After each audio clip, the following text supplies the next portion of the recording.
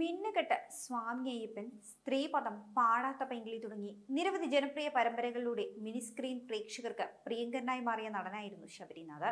ഏഷ്യാനെറ്റിൽ സംപ്രേഷണം ചെയ്തിരുന്ന പാടാത്ത പൈങ്കിളി ഉൾപ്പെടെയുള്ള സീരിയലുകളിൽ സജീവമായി അഭിനയിച്ചുകൊണ്ടിരിക്കുന്നതിനിടെ അപ്രതീക്ഷിതമായി നടന്റെ വിയോഗം സംഭവിക്കുന്നു.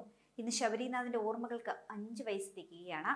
ഹൃദയാഘാതമായിരുന്നു മരണകാരണം. മരിക്കുമ്പോൾ വെറും 43 വയസ്സ് മാത്രമേ ഇദ്ദേഹത്തിന് പ്രായമുണ്ടായിരുന്നുള്ളൂ.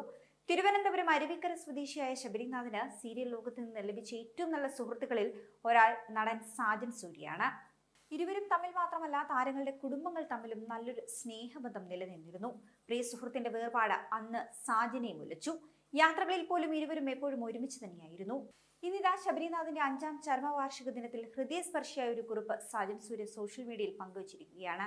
കൂട്ടുകൂടാൻ നേരിൽ വരാഞ്ഞിട്ട് 5 വർഷം, സ്വപ്നങ്ങളിൽ മാത്രമായി കൂട്ടുകൂടൽ എന്നായിരുന്നു ശബരിനാഥിനൊപ്പമുള്ള ചിത്രങ്ങൾ പങ്കുവെച്ചുകൊണ്ട് സാജൻ സൂര്യ കുറിച്ചത്.